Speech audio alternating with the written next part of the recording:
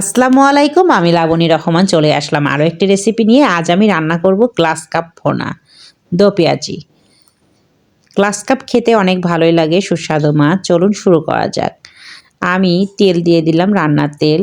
ঝাল, হলুদ, লবণ দিয়ে আমি মাছটা মাখিয়ে রেখেছিলাম। মাছগুলো আমি একে একে ভাজি করে ফেলবো।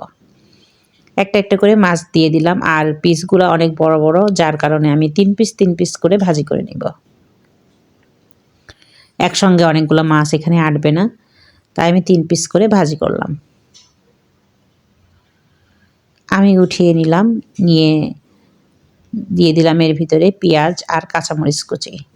নরম হয়ে আসলে আমি এর ভিতরে দিয়ে দেব মশলা।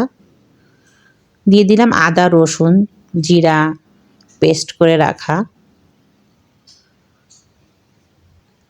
দিয়ে দিলাম হলুদের গুঁড়া, ঝাল ও ধনিয়া গুঁড়া, স্বাদ মতো লবণ দিয়ে আমি ভালো করে মশলাটা কষিয়ে নিব। মশলা থেকে তেল ছেড়ে দিলে আমি এর ভিতরে দিয়ে দিব পানি। ভালো করে আগে মশলাটা আমি কষিয়ে নিব। দিয়ে দিলাম গরম পানি, দিয়ে ভালো করে আমি নেড়ে দিব। দিয়ে দিলাম সামান্য পরিমাণ গরম মশলার গুঁড়া, দিয়ে একটু নেড়ে দিব। পানিতে বলক চলে আসলে আমি মাছগুলো সাজিয়ে দিব।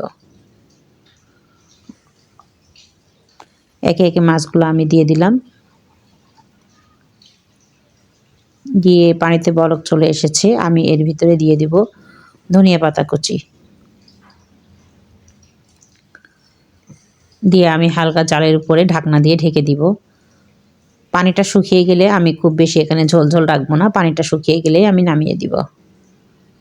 রান্না প্রায় শেষ হয়ে গেছে, আমার প্রায় শেষের কাছে চলে আসছে। দেখেন রান্নার পরে কত সুন্দর একটা কালার এসেছে। আমি খুব বেশি এখানে ঝোল রাখিনি, গামাখা ঝোল রেখেছি। দেখতে যেমন লোভনীয়, খেতেও অনেক সুস্বাদু।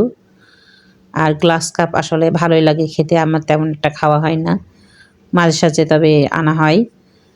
গরম গরম ভাতের সাথে পরিবেশন করুন গ্লাস কাপ মাছ ভোনা। আমার ভিডিওটা যদি আপনাদের ভালো লেগে থাকে তাহলে like, comment, share and subscribe করে দিবেন। ভালো থাকুন, সুস্থ থাকুন। আল্লাহ হাফেজ। Thanks for watching.